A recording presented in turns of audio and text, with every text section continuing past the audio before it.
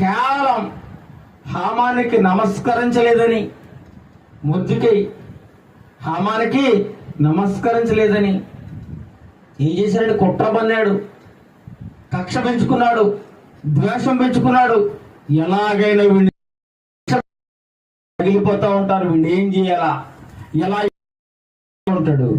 ఎన్నో కుట్రలు చేస్తూ ఉంటారు మనుషులు, ఎన్నో కుట్రలు చేస్తూ ఉంటారు, రకరకాల ప్లాన్లు వేస్తూ ఉంటారు. వీడిని ఎలా నాశనం చేయాలి. వాడేదో పని చేసుకుని బతుకుతున్నాడు కదా, వాడి జోలికి మనం ఎందుకు వెళ్ళడం అనే ఆలోచన వీడికి ఉండదు, ఆ బుద్ధిలో ఉండదు. వాడిని ఎలా పాడు చేయాలి, వాడిని ఎలా నాశనం చేయాలి, వాడిని టార్గెట్ చేస్తూ ఏదో చేయాలనుకుంటాడు. కానీ వీడు ఏదో అయిపోతాడు, ఈలోపే కనిపించడు, మాయమైపోతాడు. ఎలా మాయమైపోతాడో తెలియదు. చాలా విచిత్రంగా ఉంటుంది అన్నమాట. హామాను ఉరి తీయబడ్డాడు.